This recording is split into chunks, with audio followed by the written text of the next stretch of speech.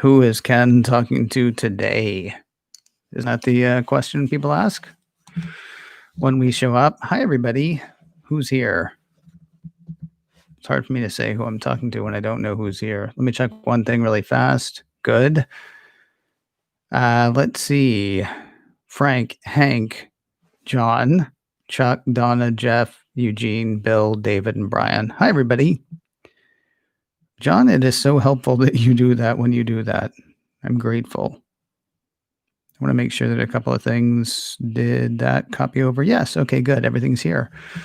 Everything's here. You guys are here. I hope you had a wonderful holiday, which we're still in the middle of, I guess.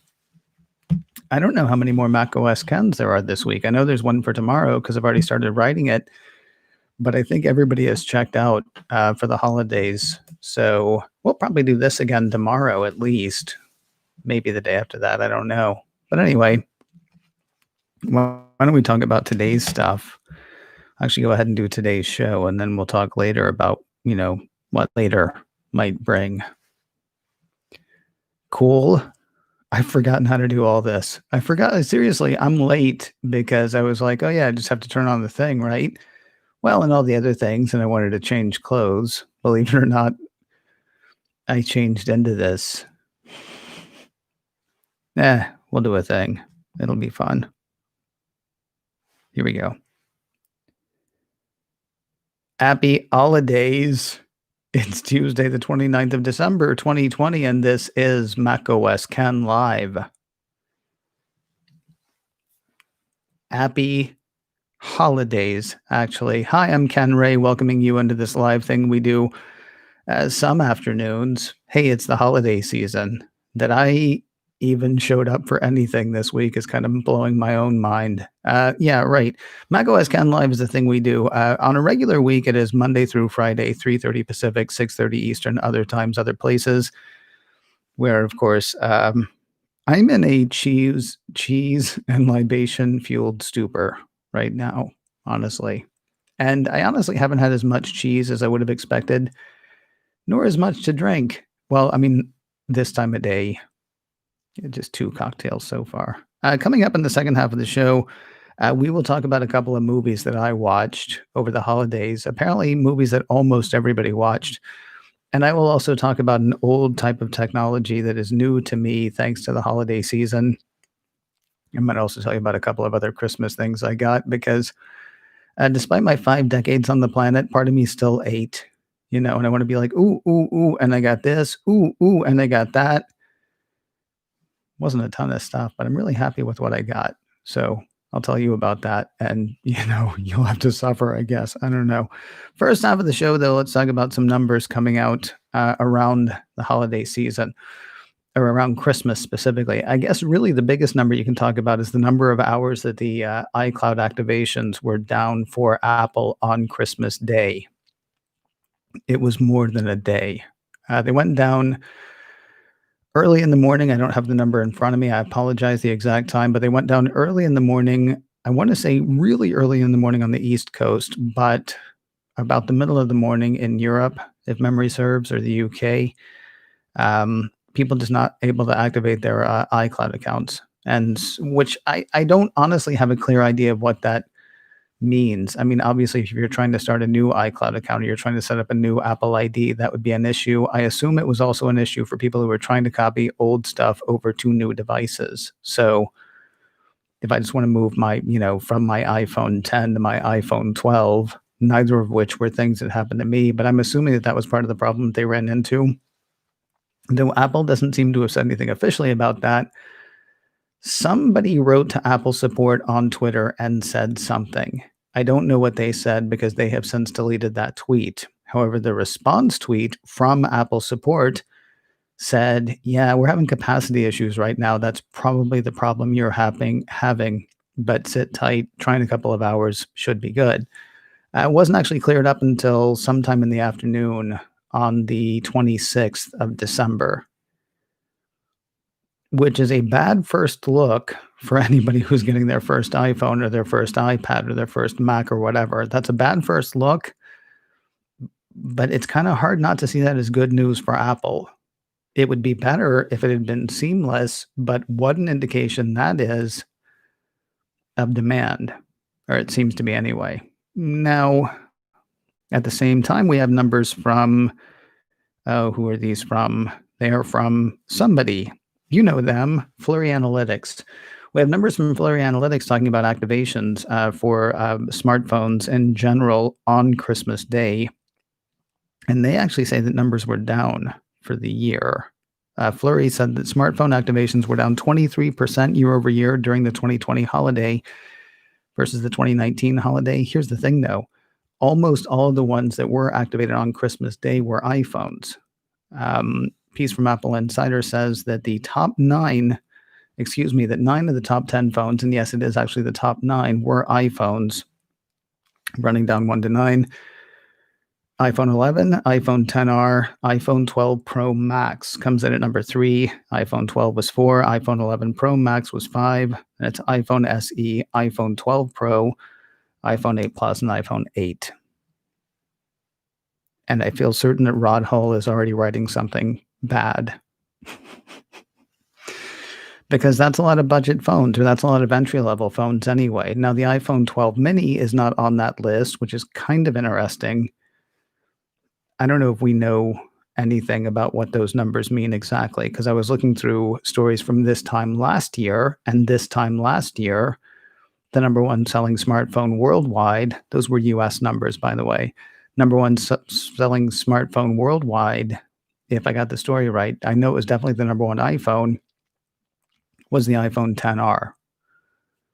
So last year, before hashtag these uncertain times, when everybody went out en masse to buy iPhones, they bought a less expensive iPhone in bigger numbers than any other device out there. So I guess you could talk about how bad it is that the iPhone 12 is only at number 4. You could talk about how bad it is that the iPhone 11, last year's model, less expensive than any, including the iPhone 12 mini, didn't make it to the top. Early adopters adopt early, right? People who are really excited about the new phones have already bought the new phones. I think there are probably a lot of questions about, and here's the thing, I am actually in my head actively writing the article that's going to be in response to whatever stupid thing Rod Hull says about this. 9 of the top 10 smartphones in the US were iPhones. Apple servers crashed on Christmas morning because so many people were trying to activate iPhones. The amount of money spent on apps and the percentage of that went to Apple.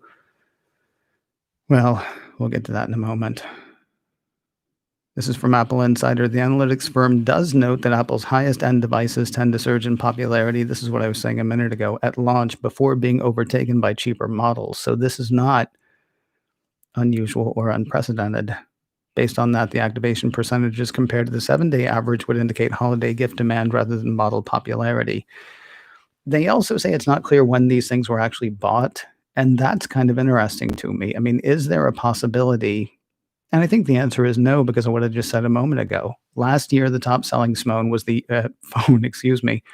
was the one from months earlier, maybe even a year earlier, with the iPhone XR. You could say that maybe part of the reason the iPhone 12 is so low on the list is because iPhone 12 has still been relatively hard to get. If people were doing last-minute shopping, they weren't getting iPhone 12 or iPhone 12 Pro or iPhone 12 Pro Max. They were getting what they could get.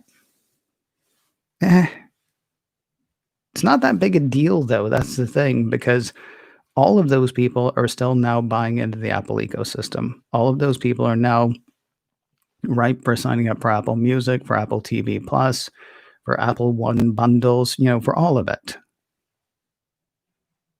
The iPod used to be the Halo device. The iPhone is one of many Halo devices that Apple has now. And so even if somebody got the iPhone SE, which I didn't actually check the price of the iPhone 8, I don't know what the least expensive phone on this list is, but it doesn't matter.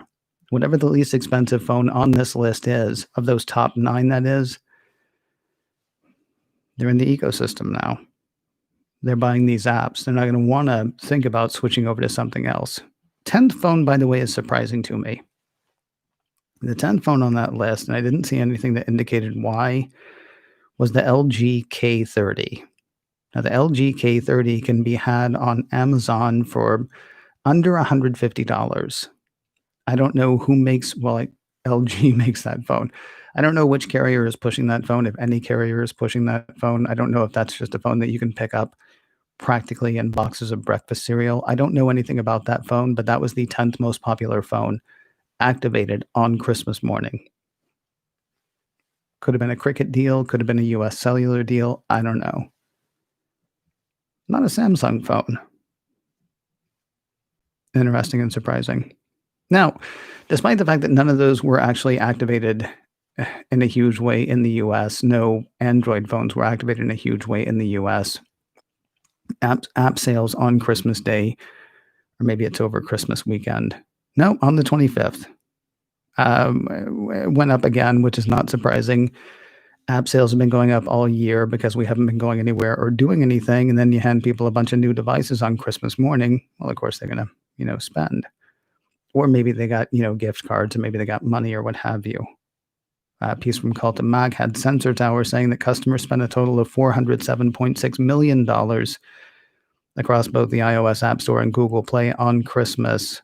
This represents a massive 34.5% increase from the $303 million spent this time last year. That is worldwide, I believe. I don't believe that is a US-only thing. Games, of course, were the biggest thing. Mobile spending on Christmas comprised a 4.5%. What? I messed up there. I'm sorry. Anyway, forgive me. I've messed up my notes here. Games were the biggest portion of it, is what this thing says. Also, according to the firm, $278.6 million, or 68.4% of app spending on Christmas went to Apple's App Store. That is down slightly, a teeny tiny bit from last year. I went digging through last year's scripts for Mac OS X. For the holidays of 2019, Apple's App Store accounted for 70% of spending between iOS and Android. This time last year at $193 million, growing about 16% year over year. About $84 million was spent on Google Play, which represented year-on-year growth of 2.7%. So, that's crazy. Last year, Apple made $193 on the App Store on Christmas Day. This year, it made $278.6 million. And yet the percentage went down. Whatever. Now, there was one other interesting article that's kind of hard to parse. This one came from Bloomberg. Huge day for Disney Plus and for HBO Max on Christmas. Driven probably by Wonder Woman 1984 and Soul. Although Disney Plus, you could argue, is driven by, kids getting stuff, people handing things to their kids and giving them something they feel is safe, like Disney Plus. You shouldn't give a kid open access to HBO Max because it's got Rome on it. It's got a bunch of R-rated movies. It's got Deadwood. It's got The Wire. You don't want your 10-year-old watching The Wire, do you? Maybe you do. I don't think you do. I'm just saying.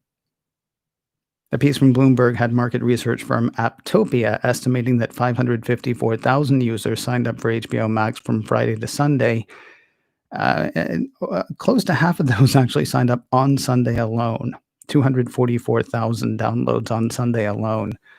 Meanwhile, the piece says Disney Plus had about 2.3 million global installations of its mobile app over the Christmas holiday, a 28% increase from the prior weekend, according to the market research firm Sensor Tower. Worth noting, Disney Plus is available globally, and Disney Plus has been out longer. HBO Max is only available here in the States. So while it sounds like the Disney Plus 2.3 million crushes HBO Max, technically it does. I mean, just by the numbers, it does, except all 500,000 of those over the 3-day period was here in the States. Also comes with a bigger price tag. Disney Plus is still, I think, $6.99 a month, goes up to $7.99 sometime next year. HBO Max is $15 a month. And I know that because I'm a weak individual, because I wanted to see the Wonder Woman movie, and I have seen the Wonder Woman movie, and we can talk about that in a moment. Normally, this is the time I would tell you about some other stuff that I do first before we get into the second part of the show. But I'm barely doing anything this week. There is at least one more episode of macOS Ken. There may be two. I'm not sure. We will do this at least one more time this week. We might do this two more times this week. The checklist by Secure Mac is taking a week off because that would normally come out on New Year's Eve. And we did put out an episode on Christmas Eve. And so that seems holiday-y enough. Kicking back in week after, kicking around a couple of story ideas. Probably going to be safety resolutions for 2021, although there's a possibility that we'll do, stuff that happened this year or things like that. Anyway, my request for you this week is enjoy your holidays if you can. I mean, if you're lucky enough to have work and you have to work, it's kind of a bummer that you have to work, but I'm glad you have work and that it's there for you. And if you got some time off, just enjoy that. I know I have, to the point that I feel like I've nearly forgotten how to do all of this. After nearly 15 years, after over 15 years, actually, nearly 15 years from macOS Ken, after over 15 years, I sat down at the microphone to record Tuesday's macOS Ken Monday night. It was like I had never... I'm looking forward to seeing how tonight goes. Right. Let's do the second half stuff really quickly. Wonder Woman 1984, a lot of people have complained about, and I don't know what they were looking for. Now, I mentioned earlier that I had been in a cheese and libation-fueled stupor. I actually got that off a cartoon on Twitter. Somebody said, the 1st through the 25th, festive, and then the 26th through the 31st, or through the 1st, guy's got like a drink in one hand and a wedge of cheese in the other, saying, "What day is it?" I'm not quite that bad, but I'm almost that bad. All of which is to say, I don't know what people wanted from the Wonder Woman movie. It was brightly colored. It was incredibly simple. Some of the action was a bit goofy, but that's okay. Pedro Pascal was amazing. Gal Gadot is still, or Gadot, however you say it, is still just, she's Wonder Woman. The opening sequence was kind of incredible. It is a heavy-handed message movie all the way through, and it's great. You know what it looked like? It looked like a comic book. It didn't look like a gritty reinterpretation of a comic book. It didn't look like, what if this was the real world? It looked like a comic book, and it played like a comic book. And if you show up to a comic book wanting something more, I would say you should show up to a comic book movie wanting a comic book movie, and if it gives you something more, be pleasantly surprised. The movie was fine. I mean, if you're cool going to a comic book movie or sitting and watching a comic book movie, because that's what it was. And for that, personally, I thought it was fine. I may never watch it again, and that's fine too. I may watch it again tomorrow. I don't know. Didn't change the world. People hating on it, I don't get it, but whatever. Soul, on the other hand, man, Pixar just knows where the heart is, and they go for it every time. I don't want to say too much about that movie because I went into it not really knowing that much about that movie. I knew it was about a jazz musician, and that was about all I knew. There's a lot to really examine in that movie. Great performances by, Questlove and Jamie Foxx and Tina Fey and Felicia Rashad and Angela Bassett. And those are all the names of the people that I know in the movie. It's Pixar. I mean, you got no complaints, I think. So both of those were fun. And there, I contributed to the app economy. You're welcome, planet. Let me tell you about the other stuff I got for Christmas. Can I, really quickly? See this shirt that I'm wearing? I don't normally wear a blazer on this show, but I'm wearing a blazer because it goes with this shirt that I got for Christmas. I haven't really, I have a lot of Hawaiian shirts, and I haven't been wearing any of them because of those idiots, the idiots who took over the Hawaiian shirts this past summer and made me self-conscious about going anywhere in my Hawaiian shirts, and I love my Hawaiian shirts, and I honestly thought, once you turn 50, you can start to go, to heck with it. I'm gonna wear what I wanna wear." And so I had, like, 4 Hawaiian shirts, 2 of which were Disney themed, one of which was actually Trader Sam's themed, which is the tiki bar in, on the Disney property, at the base of one of the hotels or between the hotels in Disneyland. Yeah, I can't wear them anymore. So I do have this Hawaiian Mickey, which is not, you know, one of the ones worn by the idiots. That's not the new technology, by the way. I also got some of those little, those metal models? It's like one sheet of steel and you bend them and you fold them and you put them together and they turn into a thing. I got one that is Captain America's shield. I put that together. The other one is Thor's hammer. I have not put that together yet. Those were a tremendous amount of fun. Well, the shield was, I say it's a tremendous amount of fun. It's fun when it's over. I sliced up my fingernails doing them, and also it doesn't look as good as I wanted to. But, that's on me. Maybe I'll do better with Thor's hammer. We'll find out. So that was neat. I really appreciated that. Got a wonderful book about Art Deco mailboxes put out by the US Postal Service. See, you thought I was just an Apple geek. I'm all kinds of geek. I love that book. Tons of pictures of wonderful Art Deco mail shoots, because that's who I am. And the old technology that is new to me, and I can't explain why it's so cool. It is not Apple branded. I want to say it was maybe $40. I read some reviews and found it on Amazon, put it on my wish list, and somebody was kind enough to buy it for me off my Amazon wish list. A wireless charger for my iPhone and Apple Watch, and if I had one of the wireless charging cases for AirPods, it would do that too. Does all 3 at once. And here's the thing, I really only charge my phone at night when I go to bed, and then I only pick up my phone when I wake up, because 'cause I'm like people in that respect. So this thing it's at an angle that's about, I don't know, I'm no good with that, 82, I don't know. It's at an angle, and it's got a little lip, and you put your phone on it, and it starts charging, and then if you want your phone, you just grab it, and the thing is, there is no difficulty in plugging that, lightning connector in at the bottom, and yet there is something so freeing about having it just sit there. It's crazy. Now, a couple of years ago, I spent a week at a friend's house. I was supposed to spend one night at a friend's house. He was out of town, whatever. I got really sick and couldn't go anywhere. And he had wireless chargers all over his house. Didn't matter because I was really sick. I stayed in one room. But I got really used to having a wireless charger there and really hated the wired charger, but I kept holding on for Air Power, the thing that Apple was supposed to come out with. I know they've got what they've got now, but it's like 100 something bucks. This thing was like 40. I didn't buy it. Again, it was a gift. And it's so strange because we're literally talking about 1 minute of my day every day, max, plugging it in, right? I think the thing is, though, then you remember something you wanted to do with your phone and you have to disconnect it. And that's always kind of a bit of a pain. Is it worth $40 for that 1 minute of convenience?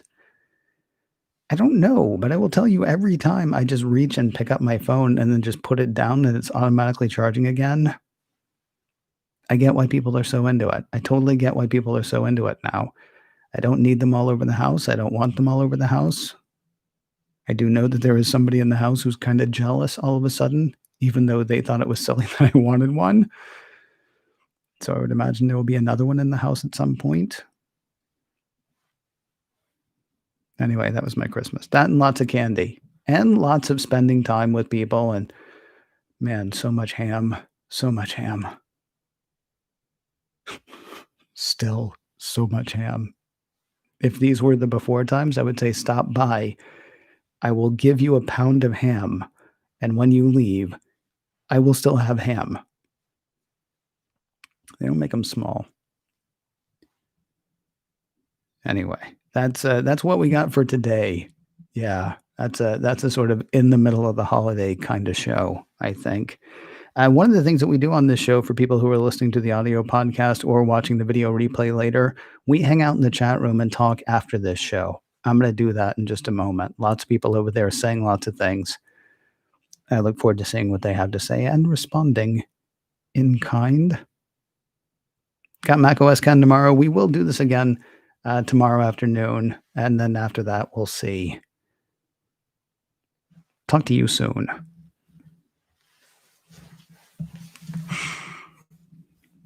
Stand by, people. Hold on.